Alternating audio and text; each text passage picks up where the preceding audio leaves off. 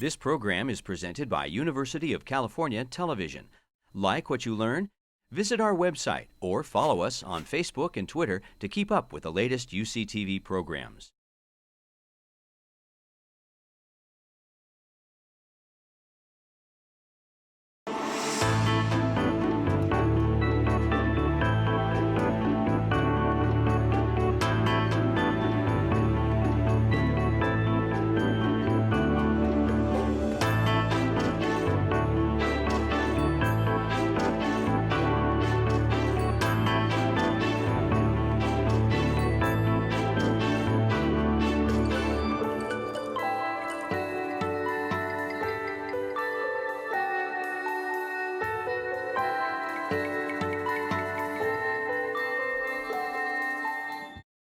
Good evening. My name is Greg Jarrett. Welcome to the CAPS Forum on Ethics and Public Policy.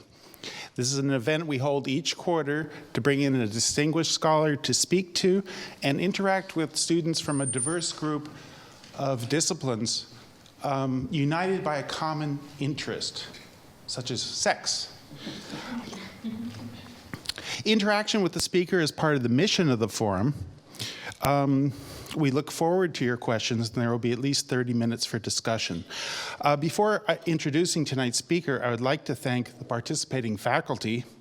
I'd like to thank Todd Gillespie and the whole video crew for UCTV. I'd like to thank Leonard Wallach and the entire CAPS Center staff for their hard work in making this come together. Finally, I'd like to thank all the healthy young students pushing the boundaries of sexual possibility. Elena has a sign-up sheet for the Walter Capps Center. If you want to get further emails, you want to just wave that? I think there's one in the back if you want to get further emails from the Capps Center and be in contact with about our events. Tonight, we're privileged and honored to have Dr. Paul Abramson, professor of psychology at UCLA, where he studies human sexuality and its crossroads with constitutional law. Dr. Abramson is the former editor of the Journal of Sex Research, a technical advisor for the World Health Organization's Global Program on AIDS, and is commonly called as an expert witness on sexual abuse cases. Paul is the author and co-author of more than 100 articles and 10 books, including Sarah, A Sexual Biography, Sexual Rights in America, the Ninth Amendment and the Pursuit of Happiness, A Divided House, Suspicions of Mother-Daughter Incest, With Pleasure, Thoughts on the Nature of Human Sexuality, Romance in the Ivory Tower, The Rights and Liberties of Conscience, and his latest book, Sex Appeal, 6 Ethical Principles for the 21st Century. Clearly, Dr. Abramson is a researcher of rock star caliber. And as proof, I'm going to plug his band, Crying for Kafka, who will be performing at Muddy Waters Cafe on Friday, 9 o'clock, right? That's a first for a CAPS event. Tonight, he would like to speak to us about sex, and more sex, ensuring sexual rights while preventing sexual harm. Please welcome Dr. Paul Abramson.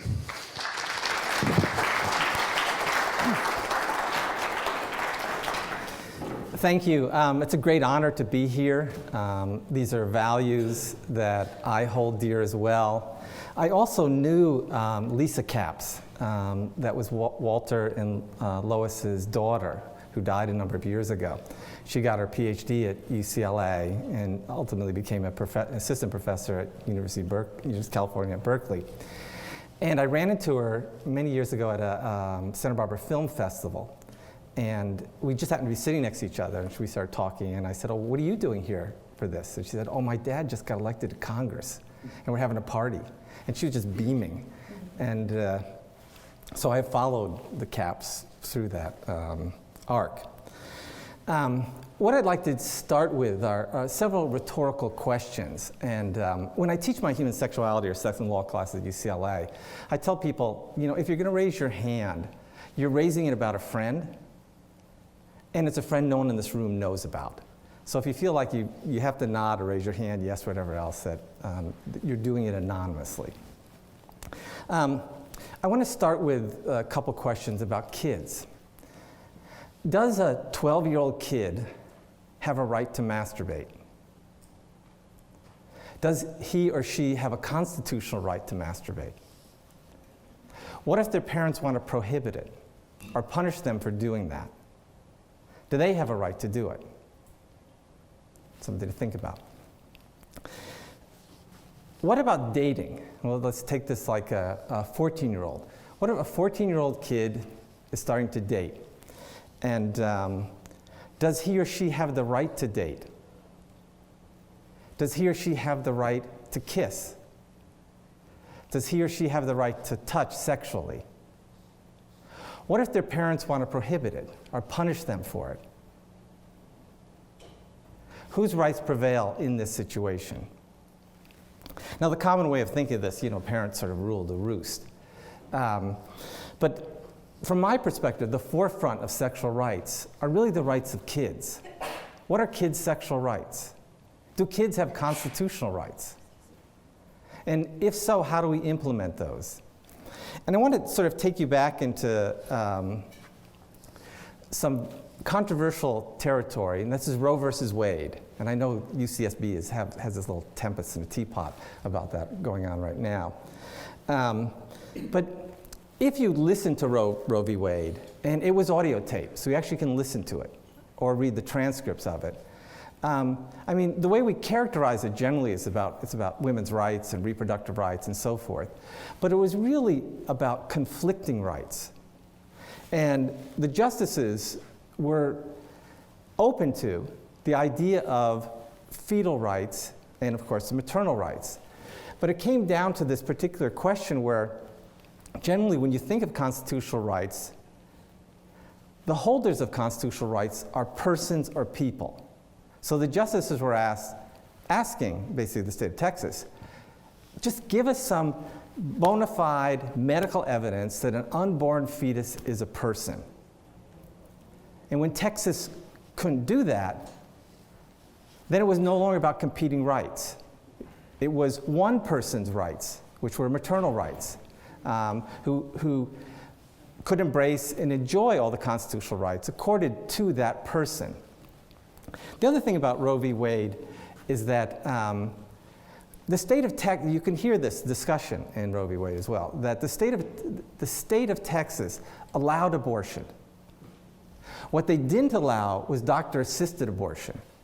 A woman could self-abort and that wasn't a criminal act. And the justices were saying, you're talking about all these fetal rights and you're pro-fetal rights, whatever else.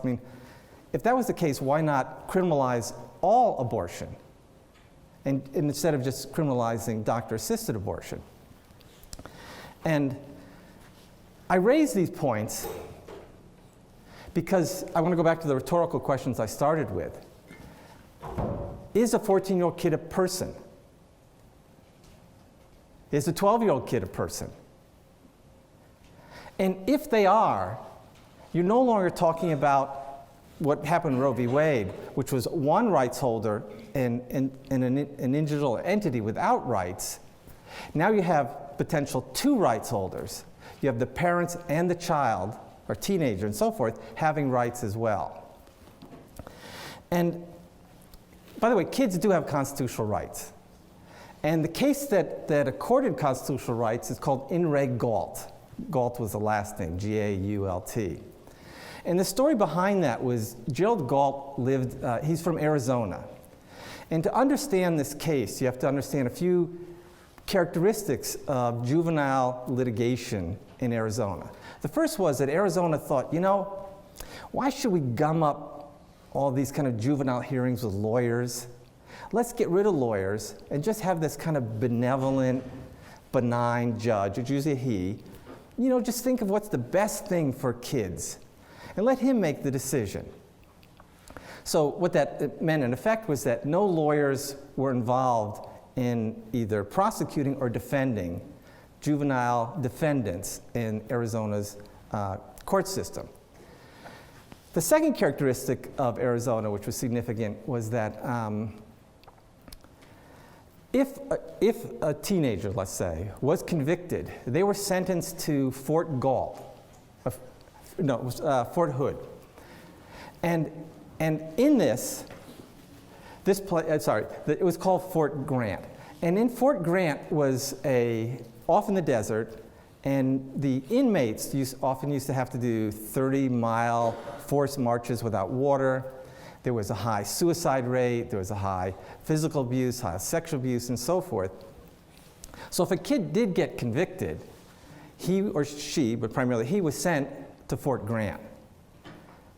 And what happened in this particular case, so that's sort of the backdrop of this case. What happened in this particular case was that Gerald Galt lived in a trailer park. And some of the trailers had telephones while others didn't.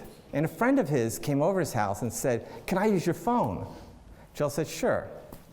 So thinking that the kid's gonna call his parents, whatever else. So the kid, at least this is the way Gerald described it, the kid gets out the phone and makes a phony phone call.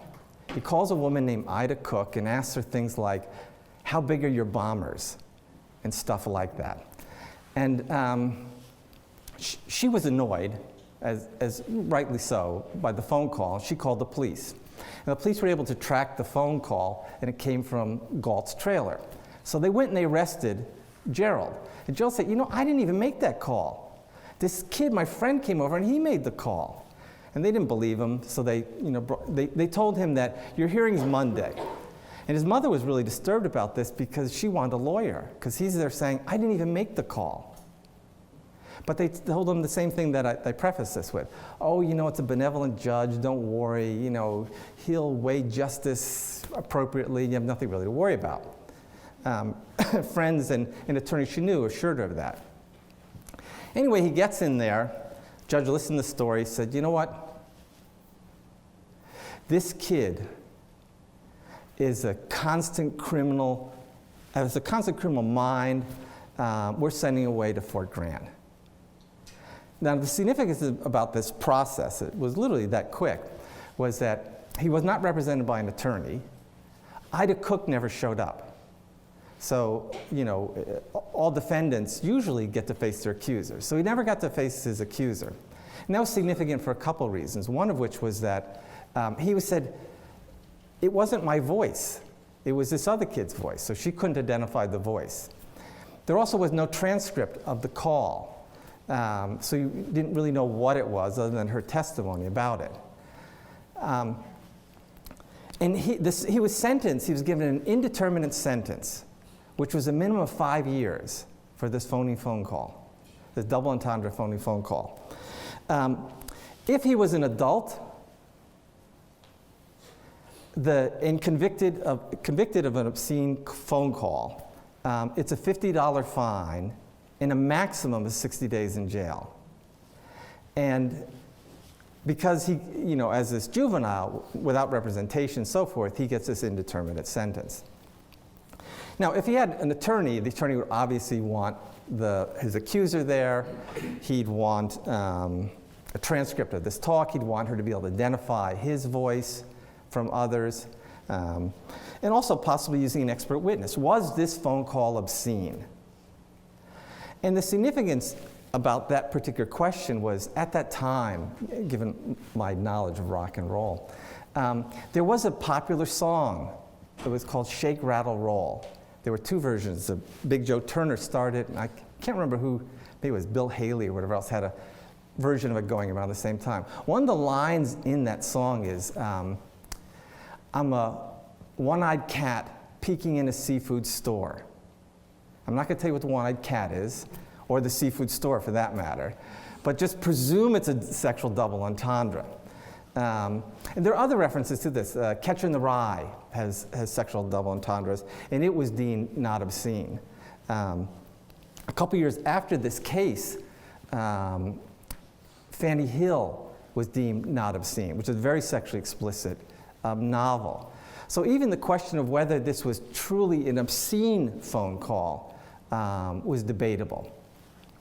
So, Galt gets sentenced for this indeterminate sentence, but ultimately goes all the way to the Supreme Court. And the Supreme Court rules that, kids have constitutional rights.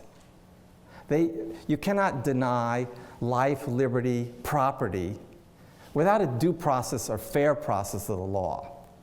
And from that case, and that case was, the original incident happened in '64, and I think the case was decided in the mid-'60s. From that point on, it was determined kids have constitutional rights.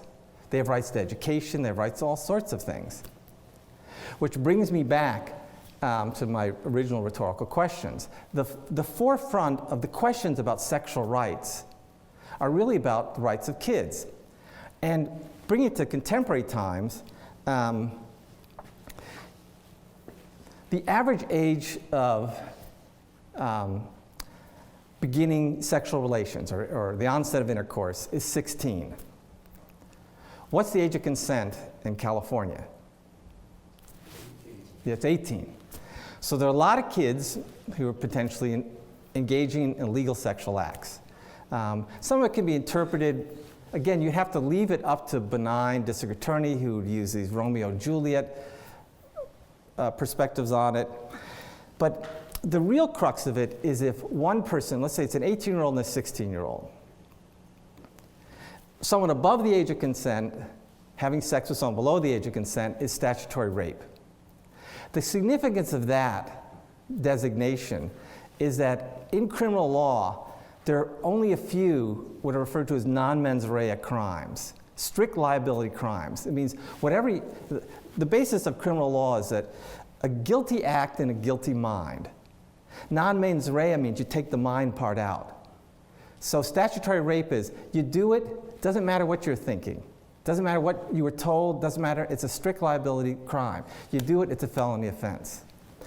And the rationale, sort of historical rationale for this was that, they'd arrest an older man and a younger girl historically, and the guy would say, she told me she was 18, or she looked 18, or whatever else. So they just got rid of all of that. It's a strict liability offense. It doesn't matter what you say. If you engage in it, it's statutory rape. But it's even more complicated than that because the age of consent varies by state. Like although it's 18 in California, it's 16 in Connecticut. So if a kid moves from Connecticut to California, would he or she understand that this is sort of state specific? In Kentucky, by the way, it's 14. And when the United States first codified an age of consent, it was 10. Age of sexual consent, it was 10. That was in the 1800s. So there's an enormous amount of confusion just about the concept of consent. And consent is a really complicated construct because in order to give consent to sex, you have to understand two parts of this equation, one of which you have to act with volition. That means you acting voluntarily. And the second part is you have to understand the knowledge and consequences of your act. So the complicated nuances is, can a significantly mentally ill person consent to sex? Do they understand the nature and consequences of what they're doing? Can they act with volition? The reason why district attorneys, and this is stuff that comes up in college campuses, will take cases where one party is drunk and afterwards said, I didn't consent to sex. They take those cases because the two-part process of consenting to sex is acting with volition. You have to understand and act voluntarily. If you're knocked out on drugs or comatose, you're not consenting no matter what's going on. And the nuances related to the developmentally disabled or the mentally ill is that, they have the same physical expressions and needs as everyone else. But can they get to that point where they clearly understand the nature and consequences of what they're doing? So which is another sort of area of the law that's quite interesting where sexual rights are concerned. Some of these other nuances that apply to kids are like sexting, like writing text to each other and very sexually explicit. If it's sent to a kid, that's potentially harmful matter to a child, which could be a felony offense, even if the kids are exchanging it with each other. Or photographs, nude photographs of each other, could be deemed child pornography. And again, I'm bringing these things up not to exaggerate the possibilities, but to hit, if you look at this historically, all the way back to Galt, this was a kid who, whether he or his friend was asking something about how big are your bombers, goes off to jail because they believed in the benevolence of the judicial system. When you're left to believing in the benevolence of the judicial system, you have these sorts of complications. And the messages that kids get around these areas are also complicated. I don't know if any of you saw Crazy Stupid Love. It was a major motion picture. If you raised your hand if you saw that. That's right. All right, so a few people saw Crazy Stupid Love. So I'll give you this is the synopsis of what went on there. It was a 40-year-old, a 17-year-old, and a 12-year-old, let's say. The 40-year-old was male, the 17-year-old was female, and the 12-year-old was male. The 12-year-old had a crush on the 17, and the 17-year-old had a crush on the 40-year-old. But the 17-year-old started thinking, this 40-year-old guy doesn't know that I'm really hot for him, I really want him, whatever else. So she takes these erotic pictures of herself to give to him. And the feel-good ending of this Hollywood, was a kind of feel-good movie. The feel-good ending of this movie was that she realizes that, he's better off with his wife, wherever else was. And as kind of a goodbye, warm and fuzzy goodbye gesture on her part, she gives the pictures to the 12-year-old to use for his masturbation. And of course, he's thrilled, whatever else. That's child pornography and the distribution of child pornography. What message is it giving to kids as well about how do you navigate through these kinds of things? And going back to the original question, imagine instead that 14-year-old kid's dating, okay? They have the right to date, the right to kiss, the right to sexually touch. What if the kid's gay or lesbian? Does he or she have the right to date at 14? Does she or he have the right to kiss at 14? Does she or he have the right to sexually touch at that age? What if parents prohibit it? What if parents punish them for it? And from my perspective, those are the kinds of cases that will determine and build these rights, because you're more likely to get the sort of parental vehemence of those things and the sense of entitlement that they can't do this. I'm the parent, I can choose this. But if you look at, what's embodied in the philosophy of the Constitution is the Declaration of Independence. Life, liberty, the pursuit of happiness. Is our sexual expression part of our pursuit of happiness? Is it so for a teenager? And if it is, should they have the same kind of constitutional protections about sex, or some variation of them, that adults do?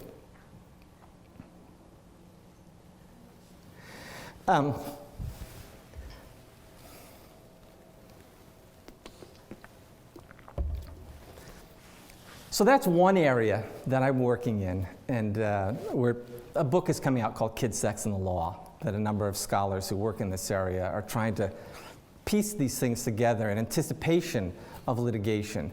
You may have recalled this, but there was, I think the state of Virginia prosecuted Abercrombie and Fitch for their ads, saying that they were child pornography.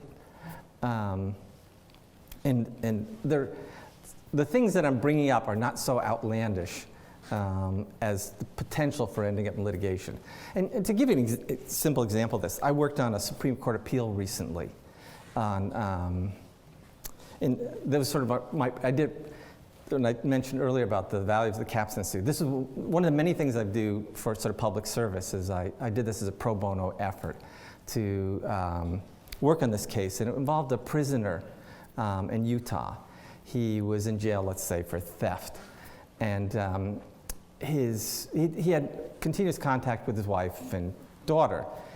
And she asked him, said, "Would you draw a picture like we saw on Discovery Channel, like the cave art of me and you?" So he said, "All right." And he's a prisoner in jail, and he does the drawing. The prison intercepts it, looks at it, It's just a stick figure drawing. And looks at it and said, oh, this is obscene matter. And rearrested him for sending obscene matter to a child through the mail. When he was convicted in Utah, the Utah Supreme Court convicted him as well. And a UCLA professor and I, law professor and I, took it all the way to Supreme Court in appealing in his behalf. He had the unfortunate last name of Butt. So this was the Butt family. And in the drawing, he's holding his daughter up saying, I'm going to bite your butt. And in the Butt family, butts had sort of different kind of connotation and meaning and familiarity than elsewhere. The justices agreed to look at the case, so we made it to the top 2%, but ultimately did not decide on the case.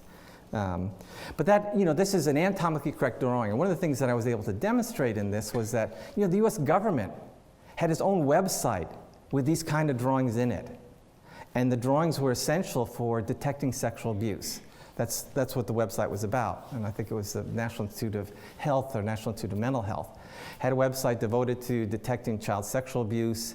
And part of the protocols that you could find on the website were anatomically correct stick drawings. And I could give other instances of the manner in which these things erupt when you don't have sort of a solid foundation or anticipate what should be the sustaining rights for these individuals or groups. So I want to shift at this point now to adults. And a lot of my work has been on resurrecting the Ninth Amendment. And in case you don't know what the Ninth Amendment is, I'm going to read you the Ninth Amendment. It's generally referred to as rights retained by the people. So the Ninth Amendment reads as follows.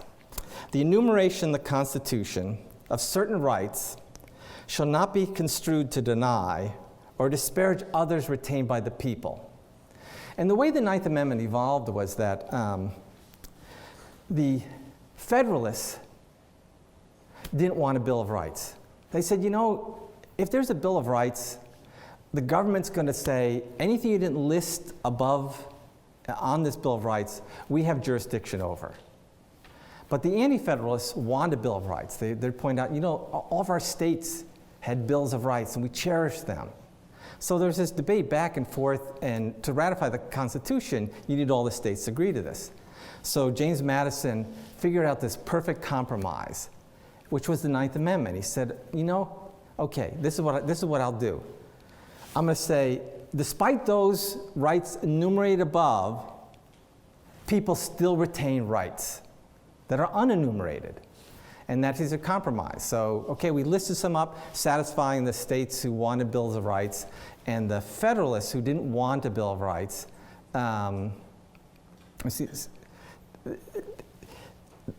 It was reversed. So the Anti-Federalists who wanted this as protection against the encroachment of all these rights, this was a compromise. We've listed what was enumerated, but there's still rights retained by the people. But what's happened with this amendment is that over time, the Supreme Court has by and large decided, let's ignore it. Let's act as if it doesn't exist. Because it's just too complicated. What are the unenumerated rights? Some have argued it's what our natural rights are. The rights that we have that weren't accorded to us by a government, by a monarchy, whatever else. They're just the rights we're born to. Do you have a right to be free? Do you have a right to liberty? Did you get that right because the government gave that to you? Or is that preceded governments? And so one of the arguments that I've made in this is that, although it's not explicitly listed in the first 8 amendments or anywhere else in the Constitution, we must have the right to reproduce. If you didn't have the right to reproduce, there would be no people. But the way you exercise rights is through choice. So you must have the right to reproduce or choose not to reproduce. And how could you choose not to reproduce? You could have mutual masturbation, you could have oral sex, you could have same-gendered sex, contraception, abortion, so forth. These are part of our rights to choose not to reproduce. And the significance of this perspective is it varies enormously from the general perspective about our sexual rights. We have no sexual rights. We have no putative sexual rights. And I learned this while I was working for the World Health Organization in the late 1980s when we were doing all this global program on AIDS, outreach. At that point in time, there was no therapeutic intervention for HIV. Everything was about education, education, education. And in many countries, they were putting up billboards of a erect penis with a condom on it, play safely, very, very sexually explicit, but putting it out there to get people to be aware you need condoms, all sort of about common sense. And I said, well, why aren't we doing any of this in the United States? And they said, well, in the United States, they wouldn't even allow you to mention condoms on the radio, not on TV or anything. This is the late 1980s. I said, well, how can that be? What about our sexual rights? And they all looked at me, you have no sexual rights. Well, how can that be? And so you go read the Constitution, you have no sexual rights. The only sexual related right we have is a right to privacy. And that's not in the Constitution either. What had happened in a case called Griswold versus Connecticut in the 60s was that Supreme Court Justice Douglas said, there have to be this idea of emanations called penumbra from existing rights that would suggest that, and he was referring to married couples. Married couples must have a right to privacy to make contraceptive-related decisions in their bedroom. What was happening at the time was, in Connecticut, condoms were illegal. The silly thing about the law was, actually, they were legal if you said you're using them to protect from sexually transmitted disease. But if you said you're using them for contraception, you're violating the law. And the significance of that was that Planned Parenthood wanted to promote condoms as part of its contraceptive education and counseling, and couldn't do it. They couldn't skate under that kind of funny thing. So the executive director of Planned Parenthood and a Yale physician, was in New Haven, both got arrested. In this case, Griswold versus Connecticut went up there, and that's how we got the right to privacy. But it was for married couples. So it wasn't extended to anybody but married couples. Then finally it became unmarried couples. Unmarried couples had this right to privacy, basically the zone of privacy. It's sort of like, you lock the door so your parents can't come in. It's not like they're agreeing with what you're doing or you have the right to what you're doing. It's just the door is locked and they can't get in. Then it was extended. The right to privacy was the argument in Roe versus Wade, that women had a right to, that was their right. The fetus is not a person, so nothing happened in that rights generation.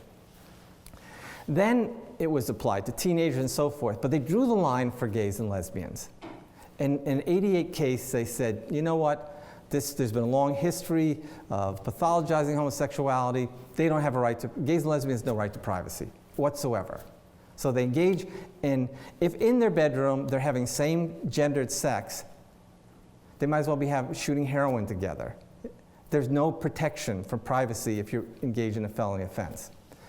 That was overturned in 2003 in Lawrence versus Texas, but it still had the same kind of governmental perspective on it. It would say, well, in the privacy of the home. Does that mean if they went camping, they didn't have it? Or if they were in a hotel room? And there are other variations of it. And many times where we've allowed the government to decide what our sexual ethics or morals should be. They've said in the 60s that you couldn't marry someone of a different race.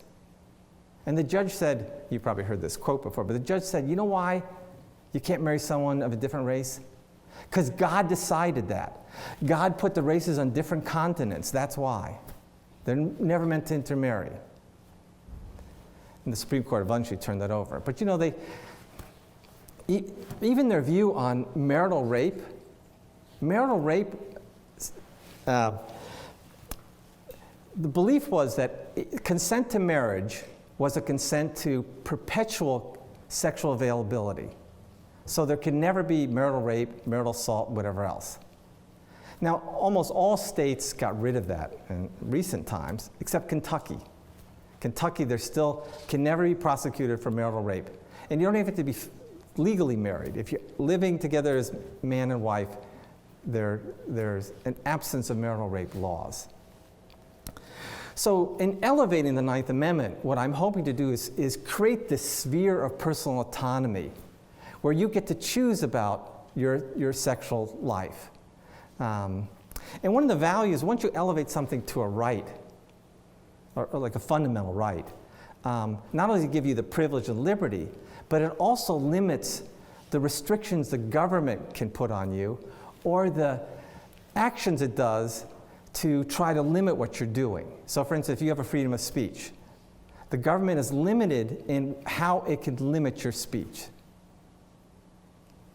So most of what I talk about and write about in the Ninth Amendment falls in deaf ears. The Supreme Court basically says, yeah, that sounds like a good idea, but you open the door for sexual rights, people are going to want marijuana rights, people are going to want whatever else. The law tends to be precedent-based. That's not the way we think about it. Now, actually, in Griswold versus Connecticut, there was a Supreme Court justice who made a Ninth Amendment argument, Goldberg. But the next year, he was made our ambassador to the United Nations and left the court. So the one champion who was on the court who took the Ninth Amendment ultimately got out. But I keep pursuing this. And so having done this work on sexual rights and worked in sexuality more generally, I also got, in some sense, inadvertently involved in the world of sexual harm. And the way it happened was that in 1979, I started working on a book about the impact of sexual abuse. And it was a young woman who was a student in my class, and she just wanted to tell me this story where she'd had incest with her father and been raped by a stepfather, and she was an adolescent prostitute. And the book was about really her psychological survival. And after that book came out, I got brought into a case in Los Angeles, a very big preschool case. And this was in the early 80s. And there was a famous one that many people have heard of, which was the McMartin nursery school case. This was not the McMartin case. In the McMartin case, there was the debate, did it really happen, and there were problems with the evidence and so forth. In the case that I was brought into, the police, it was a husband and wife that ran a nursery school.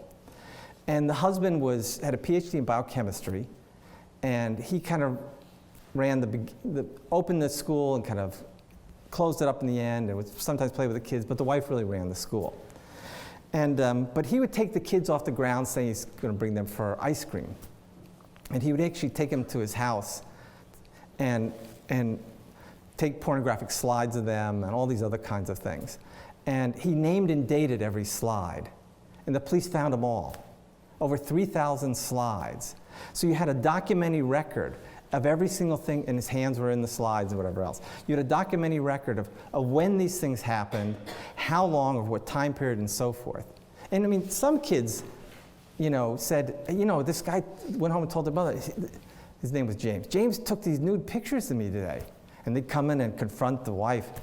And James would always take pictures of them in their pretty dresses, whatever. He's like, God, I don't know what they're talking about. I took this picture. So he did a lot to kind of deflect what he's doing. But having been involved in that case with 24 kids, it wasn't like a therapist who, an adult is reconstructing what happened to them as a child. This you had a complete documentary record of what happened. And I spent about 4 years with these kids. And after having that sort of basis and understanding of the impact of these things, without ever having a kid testify or talk about it, I started getting drawn into a lot of these sorts of cases. And just sort of nightmarish. I was involved in the case that it was a law enforcement mom. She worked in a juvenile detention center. And she ultimately had this romantic relationship with a 17-year-old after he got out of jail. What they did with their 6-year-old was just mind-boggling. And I talked about the case briefly in my sex and law class, this very sanitized version of it. I had a student faint, another scream out, the paramedics come, and they made 2 calls to the paramedics. So 2 paramedics were coming and worked on a lot of the clergy abuse cases, and also the biggest one, I guess the biggest individual settlement. There was a young schizophrenic man, teenager, it's kind of in the prodromal stage, where it's sort of the onset of it. And he went to see a priest because he was so disoriented, and the priest ultimately asked him to lay down on a coffee table and take off his clothes and whatever. And he doesn't recall the exact details that happened after it. But when he went home, a couple weeks later, he heard a voice that said, "If thy hand offends thee, cut it off." He went in his bathroom, shut the door, and sawed his hand off. Screaming. In his mind, he was just, and I met him years afterward. The hand had been sewn on, and I was watching him kind of move it, and we talked about it and that kind of stuff. But he said, I only heard the voice in my head, but my roommate heard all the screaming, and they all got a friend, they pounded down the door. And I could kind of go through the horror show, and if you have questions, I can kind of answer about that. But that led me to another point when talking about sexual ethics. And the Surgeon General of the United States put out a call in, I think it was 2003 or something, about, it's about time that we had an open, responsible dialogue about sexuality and sexual values and ethics. And so I decided to take that to heart and look at what I would think would be the a set of ethics for the 21st century. And I originally titled the book, it was Responsible Sex Revisited, 6 Ethical Principles, 21st Century. But Oxford didn't like that title. I said that's kind of a snoozer. So we're going to call it Sex Appeal, 6 Ethical Principles for the 21st Century. And the first one is the only one I'm going to talk about, and it's do no harm. Can you imagine what a different world this would be if there was no sexual harm? And in the world that I work in, I worked in a case with a Little League coach who'd sexually abused 250 kids, admitted it. I mean, the whole story is actually nuts, but they were all boys. And a sizable portion of the priest abuse cases are boys. And from my perspective, certainly the cases I get, there's an equal amount there's a gender equality in the victimization of kids in the sexual abuse. But when you're thinking about sort of world's pandemics, or other sort of critical issues like poverty and global warming, whatever else, it would be, imagine what a different world this would be, or what a wonderful world it would be if we could eliminate sexual harm. And so the first principle in this, and what I talk about largely, is do no harm. I mean, that's the perspective that physicians are taught, that's a perspective in Buddhist philosophy, and it's this sort of general point of view about this. And in the kind of specifics in working with it, helping to prevent harm, I mean, one of the things that I've also written about is the importance of truth and disclosure. One way you can prevent it, you may not prevent the individual act, but you can prevent subsequent acts by disclosing. And if you think of pedophilia, like somebody's going to sexually abuse a kid, and historically, we always thought of this as there was just say no. That was the protocol. Just say no. I mean, you think of this like a 7-year-old kid, an adult's going to sexually abuse him, and the kid says no. And would an adult listen to that? Would adults kind of circumvent that, find other ways of doing it, so forth? And it also, I mean, that perspective, from my vantage point, misses the point of the way kids are generally sexually abused. It's under the guise of affection. If an adult wants to sexually abuse a kid, they would just touch him within seconds, or do whatever else they're going to do in seconds. The kryptonite to the abuser is disclosure. The kid's going to go tell a teacher, the kid's going to tell their parents, and so forth. So this idea of grooming, spending a lot of time and developing affectionate relationship and so forth with kids, is really to preclude or minimize the prospect of disclosure. Disclosure is the critical thing that you need to teach kids. and then kind of elevating this to something that's going on our UC campuses. The failure to disclose sex crime on campus is perpetuating it as well. By emphasizing what's going on here, what the risks are here, what you need to talk about, also is a preventative. So, I mean, from my perspective, a good public service announcement would get police officers, to get doctors, to get teachers, to get everyone else, come forward and just say, one after the other, I was sexually abused as a kid. You got to speak up. Speak up. If it ever happens to you, you got to speak up. Tell someone. Tell your parents, tell your teachers, and so forth. You need a climate of disclosure. And reporting of sex crimes, there has to be a climate of disclosure as well. And one of the things that I've started doing a number of years ago was, and segueing into this music part, I became interested in finding another vehicle for promoting the messages that I've talked about so far, and particularly to other audiences, because by and large, academics speak to each other, sort of like, preaching to the choir, or maybe they speak in classrooms or to other groups like this. But to have these kind of messages go beyond that, we need another way of doing this. So one way I did is I write for the LA Weekly, and I wrote about sexual abuse. I wrote an article titled "Condoms Suck," because I felt that we weren't putting enough money into condoms. I mean, I don't know how many years we've spent trying, billions and billions of dollars trying to get a preventive HIV vaccine, never to get it. But we put no money into condoms. Then a former Surgeon General back and said, chastising me for doing it and whatever else. I wrote a second article saying, condoms still suck. She was saying that, it's been proven, condoms feel really good. And she cited some study. I went and found the study. It was supported. The funding was by Trojan. And anyway, so that was one way to do it. And the other way of doing it is with this band, Crying for Kafka. And it's an unusual band. It's 3 PhDs, one of whom is a postdoc in mechanical engineering at UCSB. They're in the room here tonight. Another is a professor of philosophy at Santa Barbara City College, and the other is a music teacher at a local school here. And we create this pro-social music that many of these ideas are embedded in. It's, like there was an old song about a trumpet playing band. We're not a trumpet playing band. We're not a cover band. We're kind of in your face kind of band.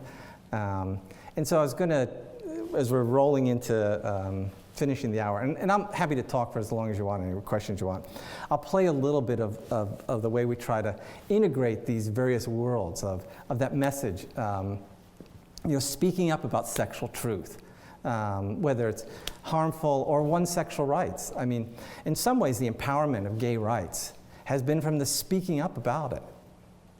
Because when I looked at it from, certainly historically in the academic world, there was like, if we could only find a gene that showed that this was like skin color or eye color, something like that, or show that other cultures have a different point of view.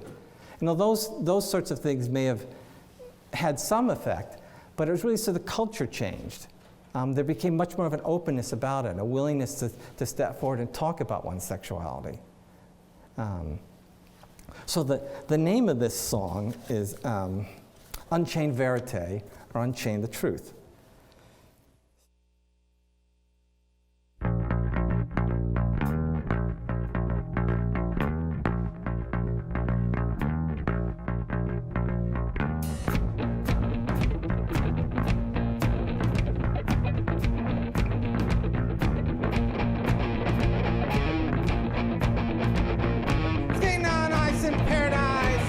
So close to the truth, afraid to tell the infidel I missed the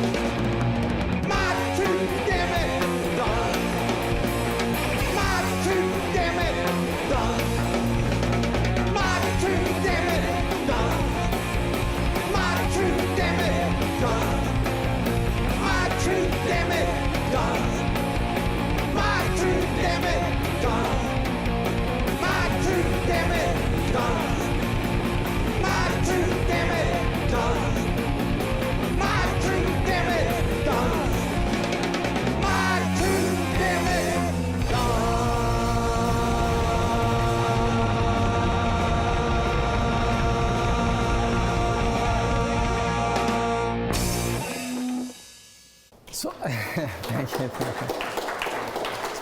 We have a lot of fun with that. I have many cases I could talk about. I'm working now with for the California Attorney General's office, and it's sex slavery, sex trafficking, sex slave issues, and a number of other sort of things, which I usually have an entire semester to talk about this, and so I'm kind of reduced it down to an hour. But I'm happy to open it up and answer any questions you might have, or thoughts, comments, etc. If you do have a question, there should be 2 microphones going around. We ask that you use.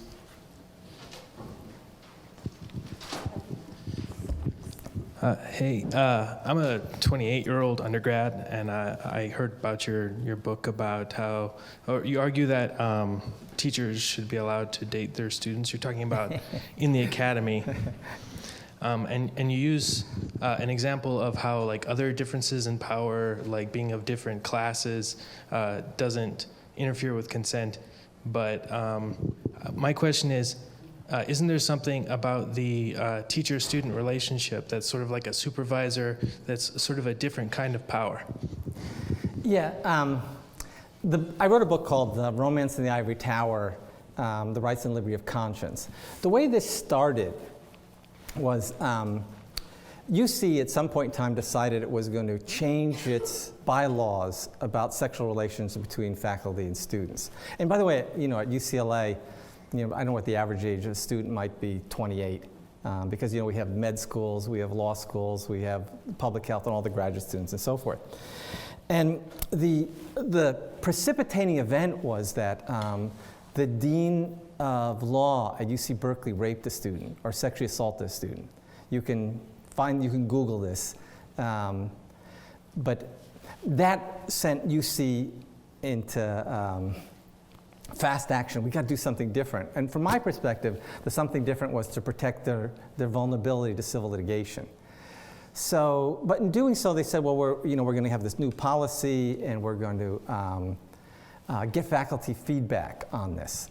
So since I'd written the book previously called Sexual Rights in America, a colleague and I thought, well, we should really read this and write what we think about it. Because when you talk about faculty-student relations, particularly at a major university like this one, you're not only, Hollywood presents it as a 40-something guy and a 21-year-old girl, but most romances grow out of familiarity, like-minded interests, and so forth.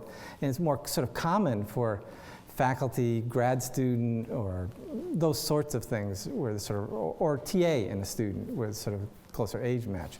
But anyway, so I wrote this long treatise about the policy, and they said you need to have it in by, let's say it was May 5th. And so I got it in by May 3rd, and I had it stamped and postmarked and whatever else for that. The next day, the LA Times wrote an article. 3 weeks previously, the regions voted to change the policy without any faculty feedback whatsoever. So their request for feedback was disingenuous. They had no interest in faculty feedback. They're just going to go ahead and do this. So then I wrote an LA Times op-ed piece about this. And when I wrote, basically telling this little story to you, and they were interested in it, and I eventually went through the whole process. And maybe it was like the day or second, a couple days before it was supposed to come out, the editor who was working with me on this sent me some material to read the final draft of this. But what he sent me also had all the correspondence below it that went on previously, some of which I had never seen before. And the first question on that was when I submitted this idea was, should we give this pervert a chance? And so I thought, well, I should have fun with this. So I wrote back, he said, I got this letter from you guys, and then I read the stuff in the bottom, and the first one was, should I give this pervert a chance? So I think, well, am I a pervert? And so I talked about myself, whatever else, and everybody in the LA Times, from the editor-in-chief to whoever, called me to apologize and said, oh, this just gallows humor. We're so sorry, Dr. Abramson, we love this, whatever. But all these sort of things conspired to make me think, I should really write a book about this. And so what the book is really about is our rights and liberties of conscience. That is, although the first part is really about sort of these relationships. Is there that, as I talked about the Ninth Amendment, is there that zone of personal autonomy that we have complete jurisdiction over about who to romance? By the way, the UC policy equates romance and sex, so it's not specific to just sex. It says a romantic or sexual relationship with anyone who would potentially be your student. So, this was so broad, it was like, what if you want to pray with somebody, would they say the same thing? And what I recommend instead was that if a professor and a student become attracted to you as they're going to be romantic, the professor needs to recuse himself or herself to, again, I'm about truth and disclosure. Disclose to a chair that this is someone I'm going to have a romantic relationship with. Can you find someone else who can do the grading? Can they transfer to another class and so forth? It's not, because academia is a fierce competitive environment, and it's not going to be a level playing field if somebody's romantically involved with someone in the class.